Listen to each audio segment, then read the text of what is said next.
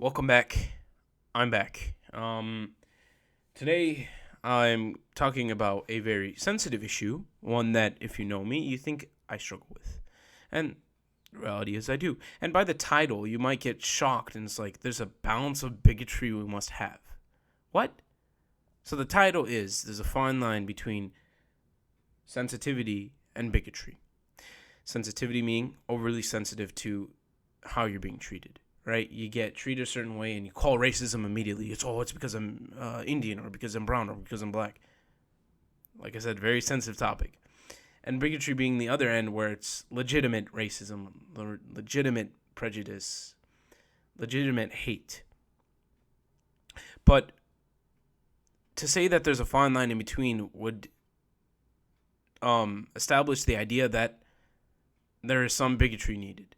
So let's first go over the definition of bigotry. A bigot is someone who obsessively attaches to a certain idea or belief, and then in turn that belief causes them to dislike or push away any sort of person against that belief.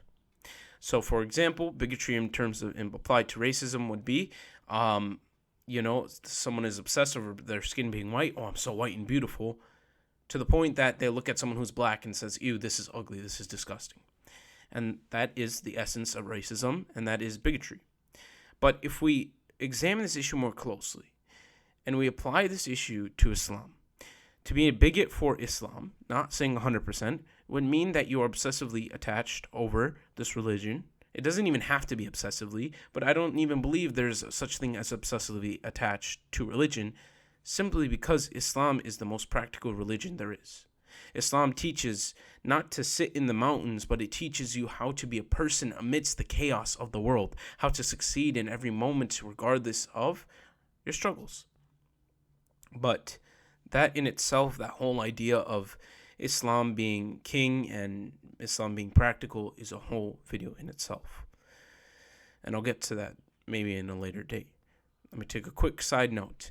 Please let me know if you'd like to continue to see the theoretical sort of videos that establish frameworks for life, and tell me if you'd like to tell me if you'd like to see more of the prescription sort of based videos where I'm telling you methods and ideas that you can do to get to certain places, right? For example, eat this to do this, or do this every day, or those kind of supplementary kind of videos. So tell me which one you're more preferring. Tell me if you like a mix.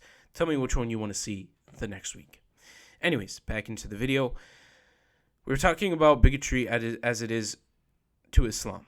So if we are a bigot for Islam, that means we're obsessively attached, but also that we repel anything away from Islam.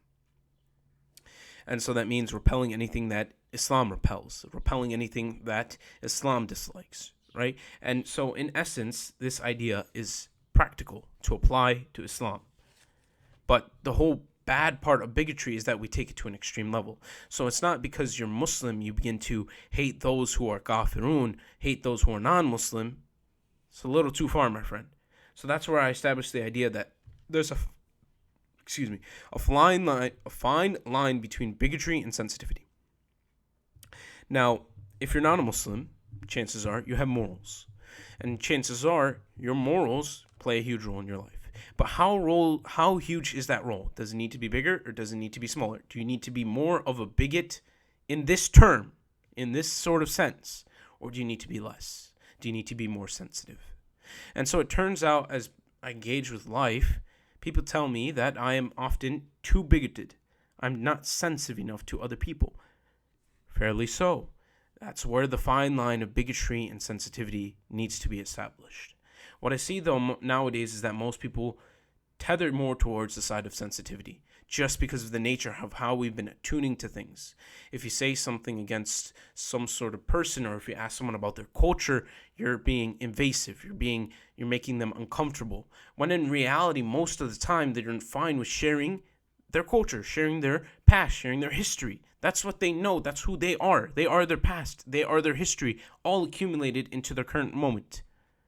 And so when we ask about it, it becomes offensive. Or ideas of if you ask someone about God knows there are there are times which you can engage with people who are from different diverse backgrounds and ask them certain questions, right? There's a time and place for everything. But it can't always be, oh my God, you can't do this. You can't do that because he's this. You can't do that. Or because I'm Muslim, you can't ask me about my religion. Oh my God, it's personal.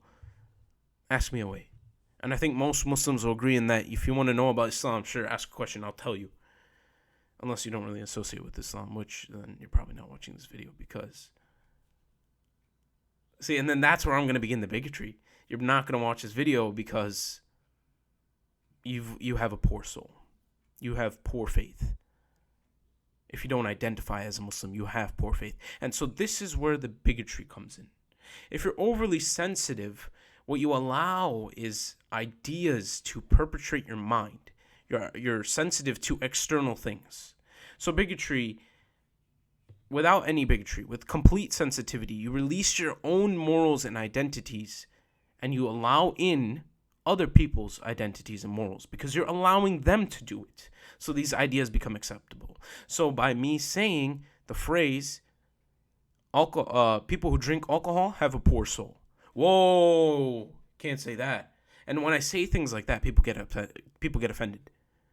And of course, I will not say that to an alcoholic to their face, as that might not be the best thing for them. And that might be rude and disrespectful, of course, all these things. But as a Muslim, you say to another Muslim, being drinking alcohol shows that you have a poor soul. And this idea has somehow, saying that in itself is a controversy. I can't say that. But then once you allow for the sensitivity of this act, if you then say that drinking alcohol doesn't make you have a bad soul, it allows the idea of drinking alcohol to enter into your life. If someone then comes to you and says, hey, you want this glass of alcohol? Oh, sure, because it won't affect my soul. Because it doesn't make me have a bad soul. And guess what? You drink the alcohol and you leave the faith. And how many times do you think that happens? College students like myself, not with the strength from Allah subhanahu wa ta'ala to repel any sort of damage that comes onto their way, if they grew up in a less strong Muslim household or a less they hold it not as close to them, and someone comes and offers alcohol, and they've been told from Muslims that you cannot be bigoted towards these people. Bigoted in the right context, like I said. If you cannot be bigoted to these people, okay, fine. We have a person who could have been a Muslim, who has the established framework. I know Rasulullah sallallahu alaihi wasallam. I know the Prophet, and I know what the 5 commandments and all of that stuff. I know all these things.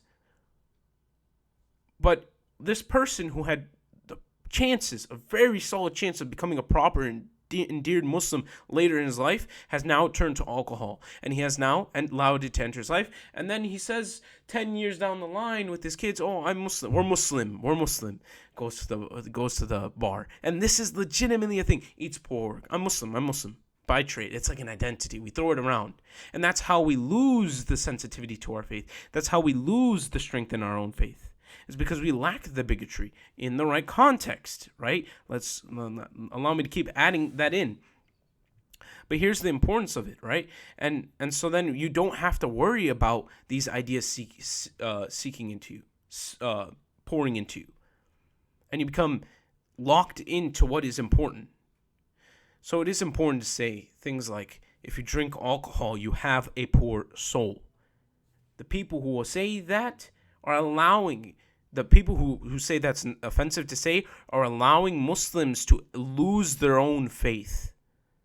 But accept the reality. They can't accept the reality. And it's true. And having a good soul is important, and that's something we should all know by now. And if you don't hold value to that, then start increasing value to that. Because you don't know how much it affects you. And I promise you, when you put in more work and you realize this, you will see its importance. So where exactly that fine line between sensitivity and bigotry lies, I can't tell you the exact answer. In fact, I can't. I constantly work to find it myself.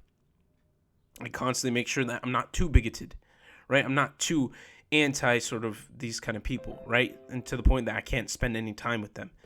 okay, you're around these people, they love drinking culture. You can have a conversation with them, maybe learn about what they're trying to say. And I definitely have grown from that and realizing that, these people aren't horrible. If you drink alcohol, you're not horrible, but it just means you have a poor soul, and that requires an understanding of the soul. That requires an understanding of what the soul is. But take my word for it and understand what the meaning of the soul is. Do that in your own time. Figure that out. This is the next thing you need to do. And so I've been accepting of people, but I've also kept my faith strong. So you have to understand and constantly work to find that line. And then chances are, like I said, you're too sensitive. If you got offended by the first time when I said, if you drink alcohol, you have a poor soul, then chances are you're too sensitive. So you need to make sure you tend to the other way. Keep your faith strong. Good luck and take care.